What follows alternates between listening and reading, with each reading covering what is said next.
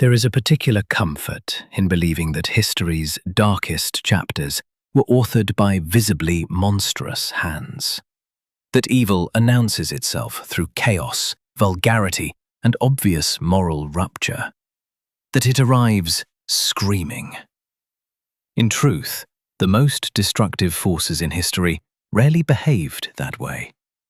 They arrived quietly, dressed in procedure, spoken in measured language, signed with impeccable handwriting.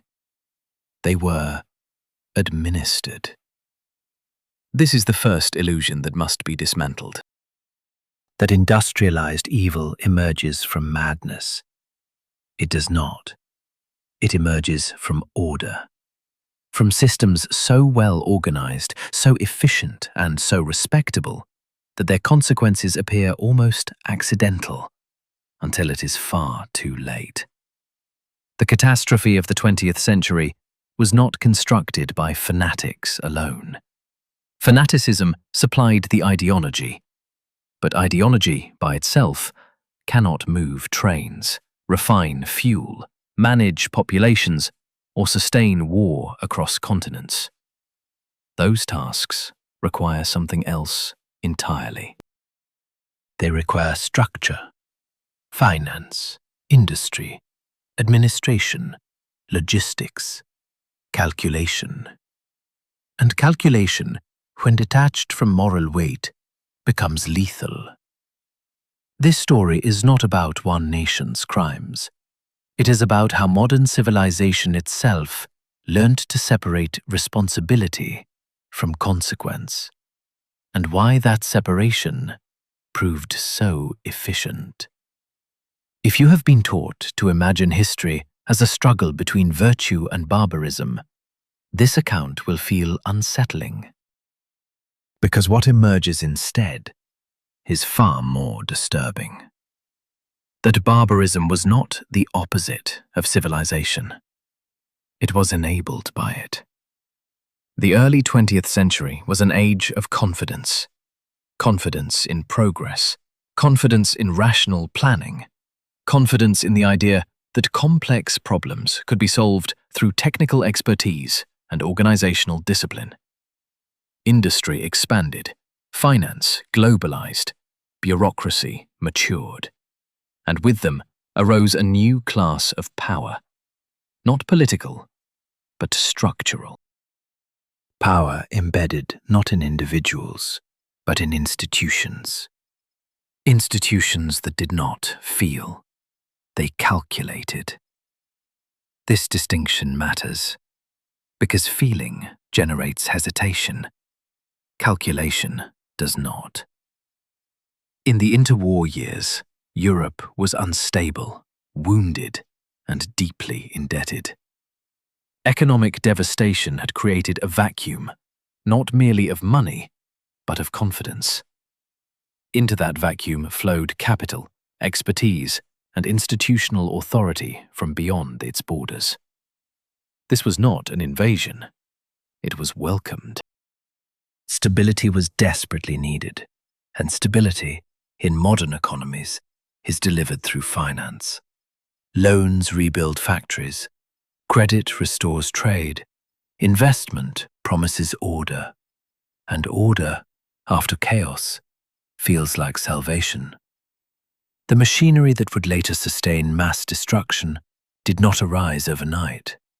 It was assembled patiently, bond by bond, contract by contract, patent by patent, all under the banner of recovery.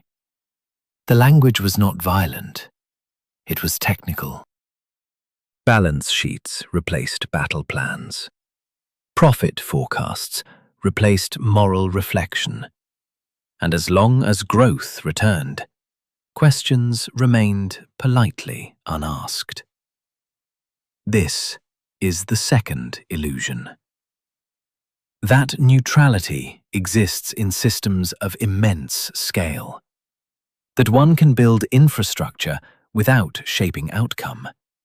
That enabling capacity is morally separate from how that capacity is used.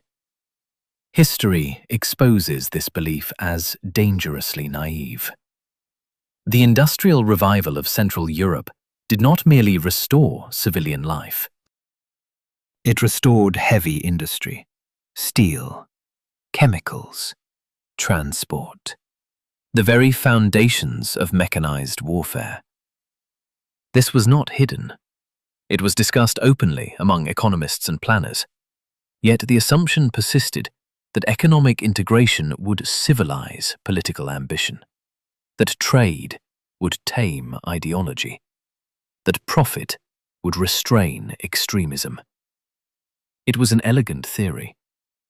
It was also catastrophically wrong, because systems respond to incentives, not hopes. And once industrial capacity exists, it will be used. The question is only, by whom and for what? As authoritarian power consolidated, industry adapted, not because it agreed, but because it functioned. Factories do not debate. They operate.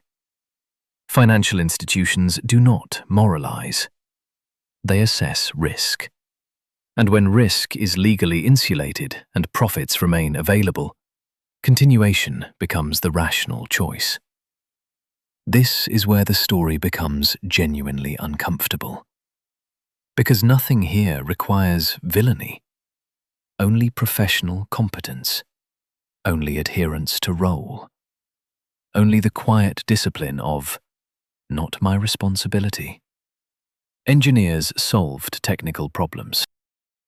Accountants balanced ledgers. Executives protected assets. Lawyers interpreted obligations narrowly, each action defensible, each decision reasonable. The totality was monstrous. The bureaucratic systems that later organized mass deportation and annihilation were not chaotic. They were meticulous. Records were kept. Categories were refined. Efficiency was pursued. The victims were reduced to data points, not because their humanity was denied explicitly, but because it was never operationally relevant. The system did not need hatred. It needed compliance.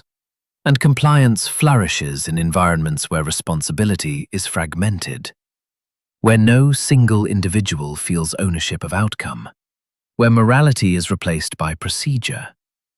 This is why the myth of sudden moral awakening is misleading. When the full horror became visible, the machinery was already complete, and dismantling it required catastrophe. War did not merely defeat an ideology. It destroyed an infrastructure that had become too efficient to restrain itself.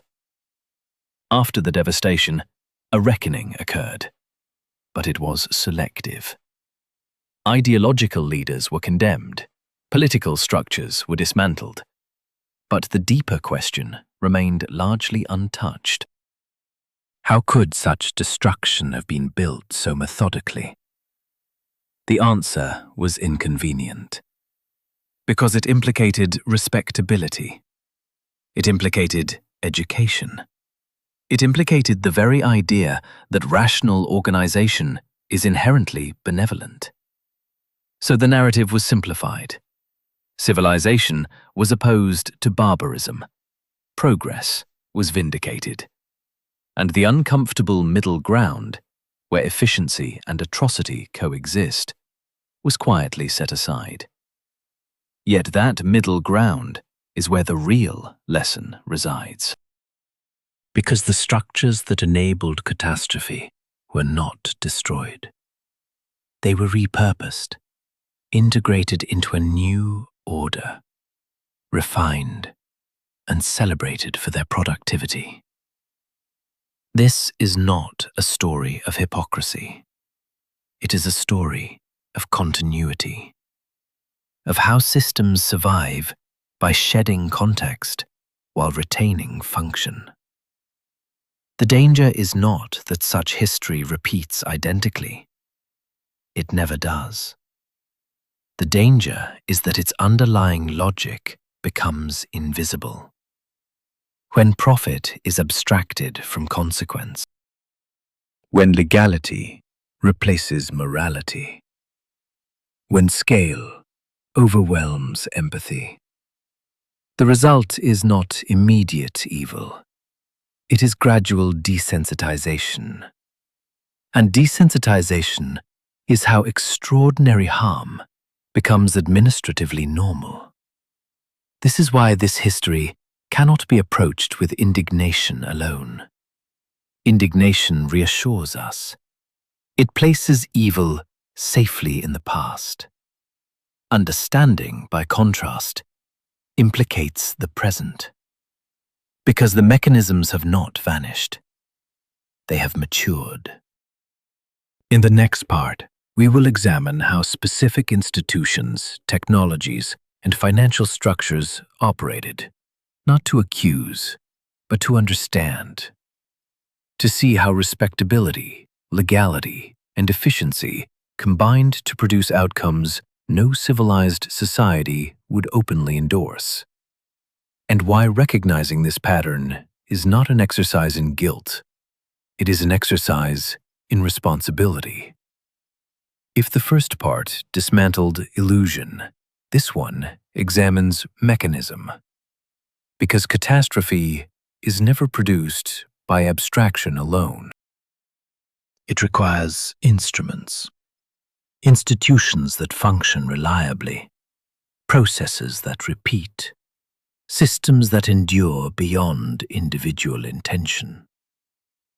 The tragedy of the 20th century was not merely that cruelty existed. Cruelty has always existed. The tragedy was that cruelty learned how to scale. And scale is achieved only through structure. Let us begin with finance. Finance is often spoken of as neutral, a circulatory system rather than a decision maker. Money, it is said, simply flows where opportunity exists. This belief is seductive. It allows responsibility to dissolve into inevitability. But finance does not merely reflect reality, it shapes it. Capital determines which factories are modernized, which technologies mature, which industries survive crisis. In the interwar period, financial intervention was framed as stabilization. Currencies were collapsing, trade had ceased, credit was scarce. International lending restored order. It repaired balance sheets, reactivated production, reconnected markets. On paper, this was benevolent. In practice, it rebuilt capacity. Heavy industry was recapitalized. Chemical conglomerates expanded. Transport networks were restored and optimized. None of this was secret. None of it was framed as preparation for war. It was framed as recovery. And therein lies the danger. Because recovery does not ask how capacity will be used. It asks only whether capacity exists. Once restored, capacity acquires momentum. It demands utilization. Factories do not sit idle for long. Idle factories are costs. So production resumes. And when political power shifts, industry adjusts. Not ideologically, operationally. This is the second mechanism, institutional continuity. Corporations are designed to outlast regimes. Their loyalty is to function, not doctrine. Management changes. Ownership restructures. Legal contexts adapt. But production continues. This continuity is often celebrated as resilience. In stable times, it is. In unstable times, it becomes perilous. Because it allows new power to inherit old infrastructure without interruption. The factories that once produced civilian goods pivoted smoothly to military output. The machinery did not protest. The workforce followed instruction. The books balanced. From the perspective of organizational logic, this was success. From the perspective of humanity, it was a precondition for disaster. Now consider technology. Technological systems are morally mute. They do not ask why. They ask how. This quality makes them invaluable. It also makes them dangerous. The administrative technologies that matured during this period were extraordinary. Data processing, logistical planning, population management. These tools were developed to solve modern problems. Urbanization, public services, economic planning. They promised efficiency. And efficiency is irresistible to bureaucratic systems. What is often overlooked is that efficiency is indifferent to purpose. It accelerates whatever goal it is given. When ideology supplies the goal, technology supplies velocity. The bureaucratic state that emerged was not chaotic. It was obsessively ordered. Individuals were recorded, classified, indexed. Movements were scheduled, resources allocated. At every stage, decisions were framed as technical, procedural, necessary. This framing matters because it allowed participants to see themselves not as agents of harm, but as operators of process. The moral weight was absorbed by the system. No single actor felt responsible. This is the third mechanism: fragmentation of responsibility. Large systems distribute tasks. Each role is narrow, each decision limited in scope. The human mind is poorly equipped to perceive cumulative consequence. When harm is incremental, it feels abstract. When victims are reduced to categories, empathy dissipates. This is not cruelty. It is psychology, and systems exploit it unintentionally. Now consider law. Law is often imagined as a moral boundary. In reality, it is a framework for predictability. It defines what is permitted. It does not define what is just. During periods of rapid change, law lags behind reality. And in that lag, opportunity arises. Corporate structures are particularly adept at navigating legal ambiguity. Subsidiaries create distance. Jurisdictional complexity disperses accountability. Contracts define obligations narrowly. All of this is legal. And legality in modern societies carries moral authority. If an action is lawful, it is assumed to be acceptable. This assumption is rarely interrogated. It is comfortable. It allows actors to sleep. Yet legality is a flaw, not a ceiling. When law fails to keep pace with consequence, moral responsibility must fill the gap. In the absence of such responsibility, systems optimize for compliance rather than conscience. This is precisely what occurred. Operations continued because they were permitted. Permitted because frameworks were inadequate. Inadequate because reality moved faster than regulation.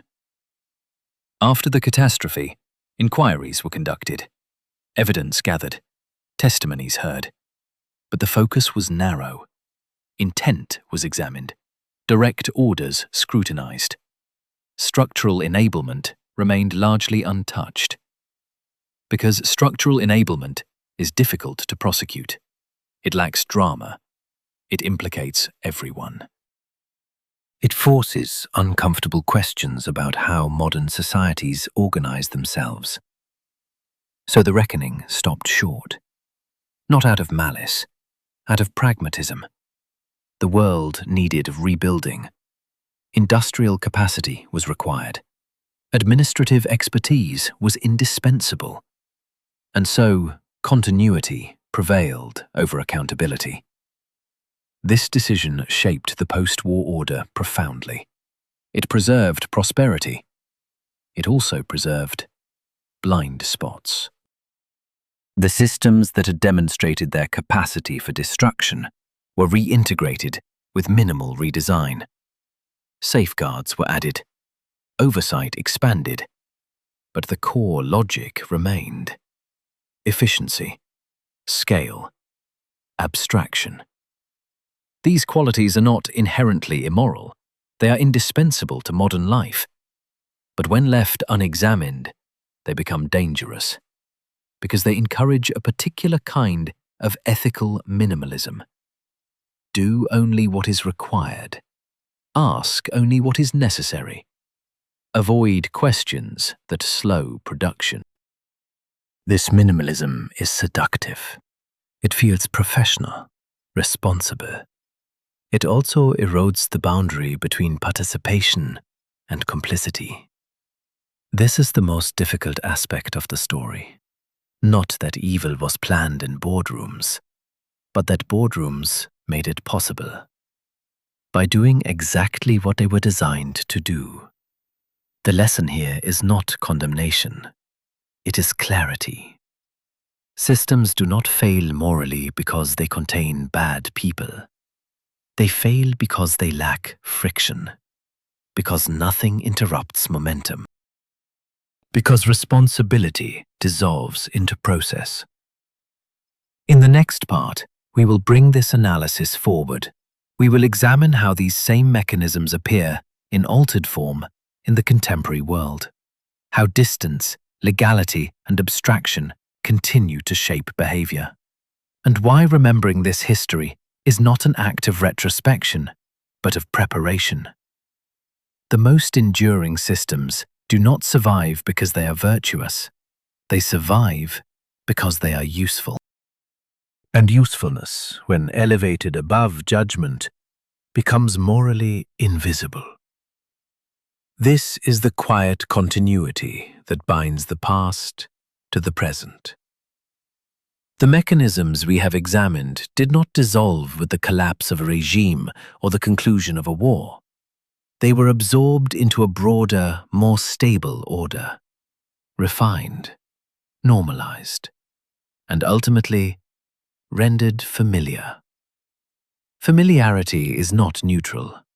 What feels familiar ceases to be questioned, and what is no longer questioned gains extraordinary power. Modern societies pride themselves on moral advancement, on learning from history, on institutional safeguards. Yet, safeguards tend to address symptoms rather than structure. They regulate behavior without interrogating incentive. They punish deviation without challenging momentum. This is not hypocrisy. It is limitation. Because modern power rarely announces itself as domination, it manifests as coordination, as optimization, as the smooth functioning of complex arrangements that appear on the surface to benefit everyone. Consider distance. Distance is one of the most powerful moral solvents ever devised. When actions and consequences are separated by geography, time, or abstraction, ethical urgency weakens. Decisions feel lighter. Responsibility becomes negotiable. This is not a failure of character. It is a feature of human cognition. Modern systems exploit this feature unintentionally. They distribute agency so widely that no single actor perceives themselves as decisive. Each participant contributes incrementally. Each action feels negligible. The sum becomes enormous. This is how harm scales without intent. Now consider abstraction. Numbers do not bleed. Spreadsheets do not cry out. Data reduces reality to representation. Representation enables control. It also enables detachment.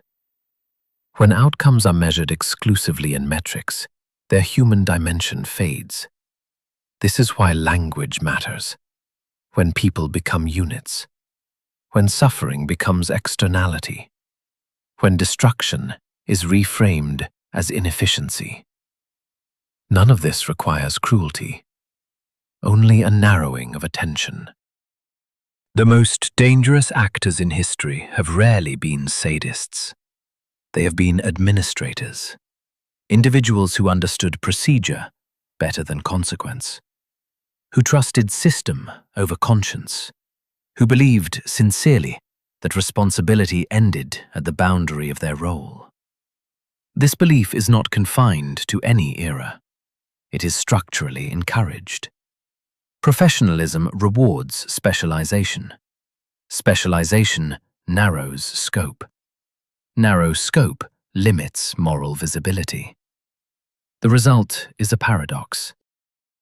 The more advanced and organized a system becomes, the easier it is for individuals within it to absolve themselves of responsibility for outcomes they help produce. This paradox lies at the heart of modern civilization, and it is deeply uncomfortable. Because it challenges the assumption that progress naturally produces moral clarity. In reality, progress often produces moral distance. Now consider law again. Law is a tool for coordination. It allows strangers to interact predictably. It creates trust. But law is inherently reactive. It responds to recognized harm. It codifies lessons learned too late. When systems evolve rapidly, law trails behind. And in that gap, behavior may be legal without being ethical. This distinction is frequently ignored. Legality becomes a proxy for morality. Compliance becomes a substitute for judgment. Institutions pride themselves on operating within the law, and so they do. But law alone cannot govern complex moral landscapes. It sets minimum standards. It does not cultivate wisdom. The tragedy of the 20th century was not merely legal failure. It was ethical minimalism. The belief that doing what is permitted is sufficient, that anything beyond that is optional. This belief is still with us, not as ideology, as habit. Now consider memory. Societies remember what reinforces identity. They forget what complicates it. Histories that flatter are celebrated. Histories that implicate structure are marginalized. Not suppressed, simply softened. Context is removed. Language is diluted. Responsibility is redistributed. The result is a comforting narrative, one that reassures rather than instructs. But comfort is not the purpose of history. History exists to reveal pattern, to illuminate continuity beneath apparent change. And the pattern here is unmistakable. When systems prioritize efficiency above all else, moral evaluation becomes optional. When responsibility is diffused, accountability weakens. When outcomes are distant, indifference grows. These conditions do not guarantee atrocity, but they make atrocity administratively possible. This is why the lesson of the past is not confined to any single ideology. It applies wherever scale meets abstraction, where power becomes procedural, where harm becomes statistical. Now bring this forward. Modern institutions operate at unprecedented scale. Supply chains span continents. Financial decisions ripple globally in milliseconds. Technological platforms shape behavior without direct coercion. The capacity for unintended consequence has never been greater. And yet, the language of responsibility has not kept pace. Accountability is still framed in terms of compliance, of intent, of plausible deniability. The question of consequence remains secondary. This creates a familiar pattern. Harm is acknowledged only after it becomes undeniable, after it accumulates, after it can no longer be reframed. At that point, apologies are issued, reforms promised, safeguards introduced. And then the cycle resumes. This is not cynicism, it is observation. And observation carries obligation. The past does not demand self-flagellation.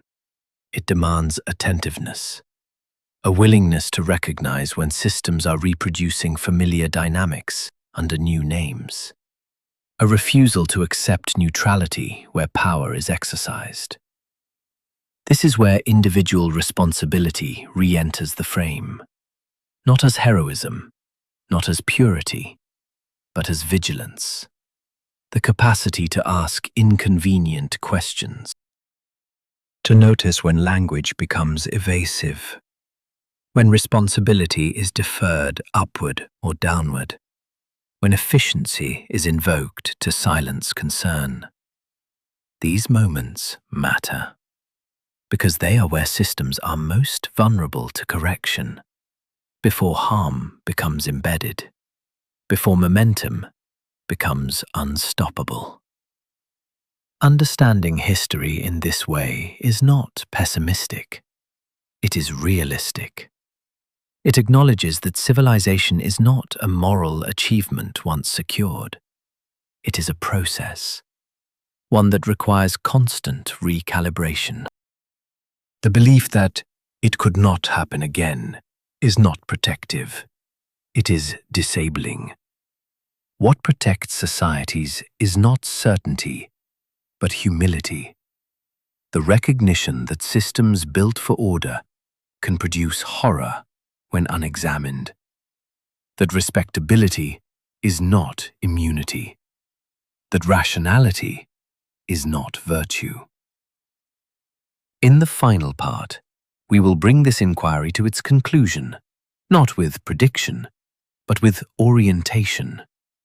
What this understanding asks of us, what it changes, and why refusing to look away remains one of the few meaningful forms of agency left in a world governed by structure.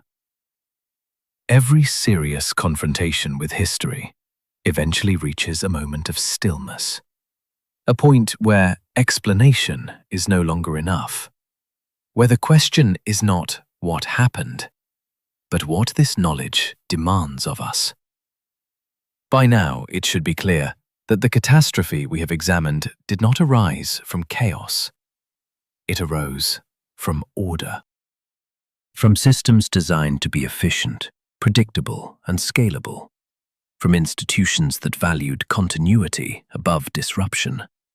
From a culture that trusted procedure more than judgment. This is not an accusation. It is an anatomy. And anatomies are unsettling precisely because they reveal function without intention. What history exposes here is not a failure of civilization, but a failure within civilization. A blind spot created by the very qualities that modern societies prize most highly. Rationality, organization, professional distance. These qualities are indispensable. They allow millions of strangers to cooperate. They sustain complexity. They make modern life possible. But when elevated above all else, they produce a peculiar moral quietude, a state in which harm does not provoke outrage because it does not announce itself as harm. It appears instead as process, as necessity, as inevitability.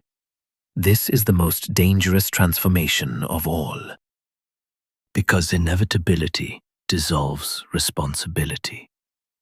And responsibility, once dissolved, cannot be reclaimed without rupture.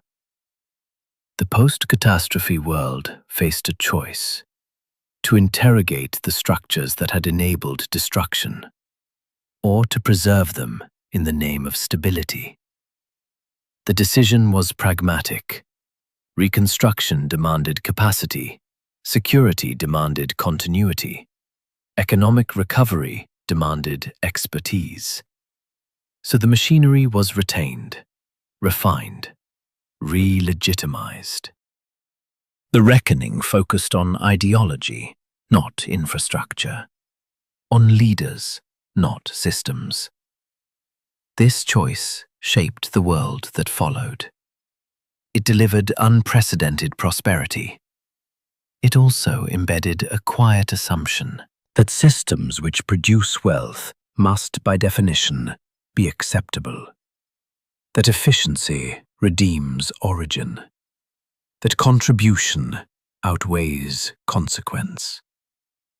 This assumption has endured, not because it is true, but because it is convenient. Convenience is powerful. It allows societies to enjoy the benefits of scale without confronting their costs. It allows individuals to participate without reflection. It allows institutions to expand without scrutiny. But convenience accumulates debt, not financial, moral. And moral debt, like all debt, compounds quietly until it can no longer be ignored. The lesson of this history is not that systems are malevolent. It is that they are indifferent. Indifference is not cruelty. It is absence. The absence of interruption. The absence of questioning. The absence of responsibility that exceeds role. This absence creates space, and in that space, extraordinary harm can take root. This is why the language of evil is insufficient. It reassures us. It implies aberration. It suggests that what occurred was alien to normal life. In truth, it was disturbingly compatible with normality. It was orderly, professional, legible. That is why it worked. And that is why the lesson matters now.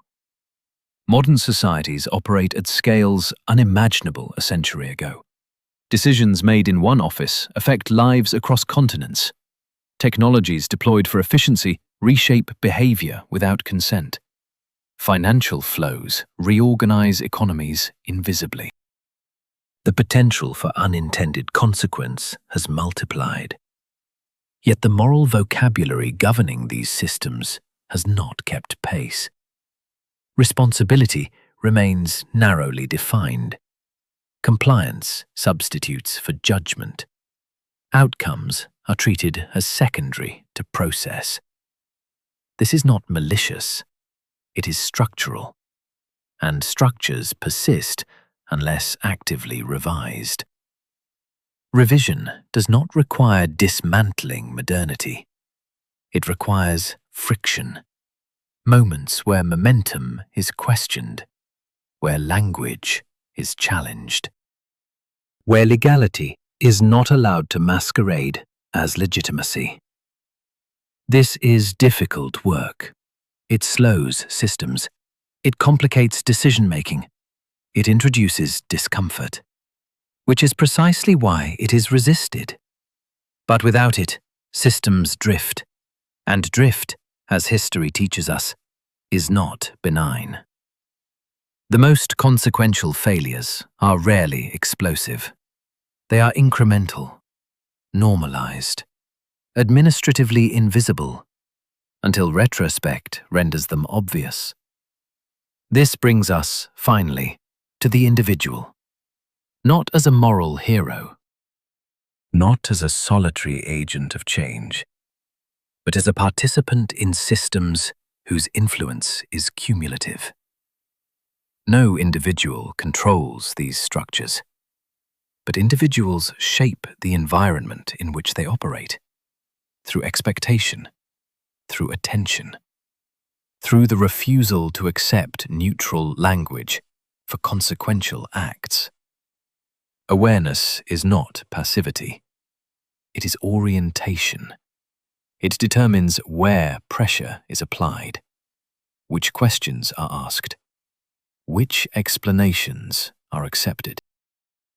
A society that tolerates only efficiency will receive only efficiency.